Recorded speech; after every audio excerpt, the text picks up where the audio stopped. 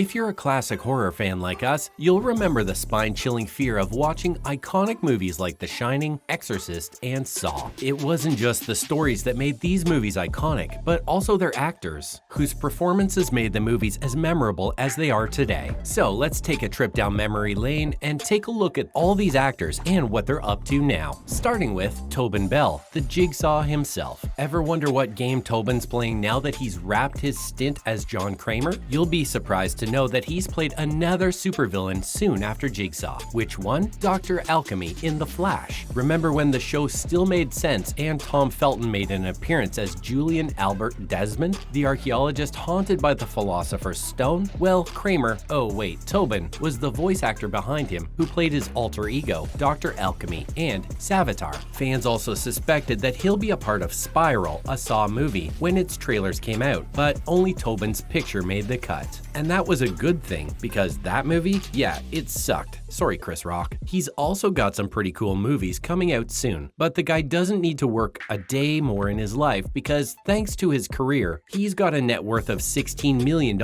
and is definitely living a super comfortable life. Hey, being John Kramer for so many years has got to pay off somehow, right? Next, we have Matthew Lillard from Scream. You scream, we all scream for... Okay, we'll stop. You gotta agree though, Matthew made us all scream good when he appeared as the surprise villain in the very first Scream movie. After he hung that hat, he turned to investigate villains and crimes instead as everyone's favorite Shaggy from Scooby-Doo. He's played the live-action and voice version of the character in multiple versions of the franchise, and we're glad because the guy makes a great Shaggy. He's also been part of ensemble casts in Twin Peaks: The Return and Good Girls. He currently lives with his family in Alhambra, California. Then there's Nick Castle, the face behind Michael Myers. Did you know that 10 actors have played this iconic villain to date? Super cool, right? But of all these actors, Nick Castle's version of the character has stuck. He was the first guy to don the mask in 1978, after all. He even reprised the role for a single scene in the 2018 reboot of the movie, just to come face to face with Laurie Strode. So a super iconic scene, you'll agree. But Michael Myers isn't the only feather in his cap. He's got some notable ones, especially behind the camera. He's directed some great movies, including Dennis the Menace, Major Payne, and Mr. Wrong. Yes,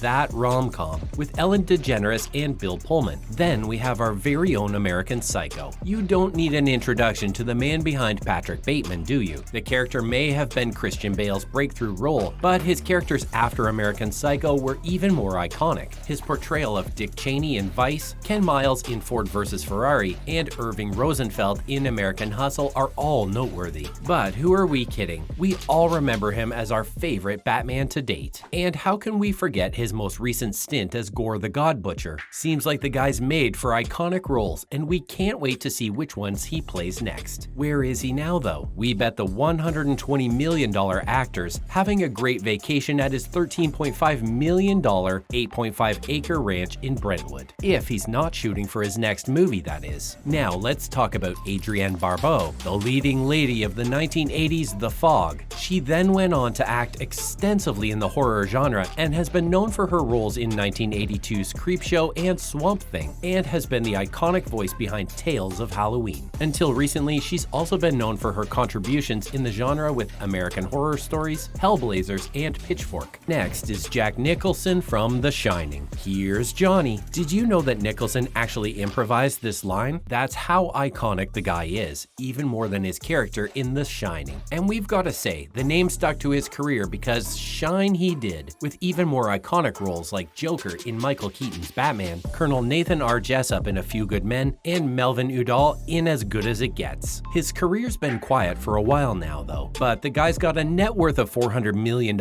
and a notable art collection. He's probably lounging around his Shasta County house in Northern California, or in his oceanfront house in Hawaii. And next up is John Krasinski from The Quiet Place. After scarring Dwight right out of his office chair more times than we can count. John Krasinski took over a horror role with The Quiet Place. Granted, the guy isn't exactly a villain, but he was a great horror movie actor, which is why he made the cut. The success of the movie brought his net worth to $80 million, and we're sure it's about to go up soon because the guy's signed up for some big movies next. He's in Marvel's hands now, after all, and is about to don the role of Reed Richards in Fantastic Four and the other upcoming Avengers movies. You can imagine the boost that's going to give his career. Then we've got Bill Skarsgård, Pennywise himself. Trust us, the guy was good as the demonic clown, and we cannot forget how scary it was to watch him terrorize those kids in the movie. Seems like the fourth Skarsgård brother has got the best of his family, talent included, because after his role as Pennywise, he took even more iconic roles in the industry, including Axel Clooney, Zeitgeist in Deadpool 2, Willard Russell in the ensemble cast of The Devil All the Time, and Crow in Eternals. He's also set to appear in the fourth installment of the John Wick franchise as Marquis. Let's also not forget Tim Curry, who was the original Pennywise, years before Skarsgård took over the role, but even before that, he played Dr. Frank Enfurter from the Rocky Horror Picture Show.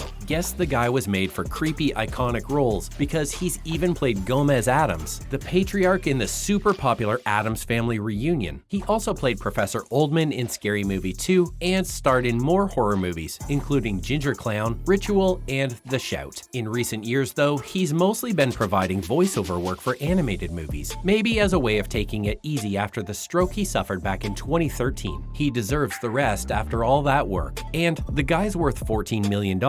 He gets to rest. 8 on our list is Linda Blair. Remember the super creepy kid who distorted herself in The Exorcist? Yeah, Linda Blair proved that she was the stuff of nightmares in that movie. Can you imagine a 14-year-old doing that? Crazy, we know. Since then, Blair has proven herself to be horror royalty after starring in 2 more Exorcist reboots, Exorcist II: The Heretic and 1990s spoof Repossessed. She's even appeared in 1981's Hell Night and the original Scream. She also hosted the TV series Scariest Places on Earth in the 2000s for 6 years. Talk about the love for horror. She's not too high up in net worth, with her total being only $6 million, but she's definitely doing some good work with her charities for PETA, the Children's Charity, and Feed the Children. She's also got her own organization, Linda Blair World Heart Foundation, where she rescues abused animals. So, a great actor and a great human? Win-win. We also have some honorary mentions, starting with Vera Farmiga and Patrick Wilson, the faces of the Conjuring franchise. This fictional couple who plays Lorraine and Ed Warren have a collective wealth of about $20 million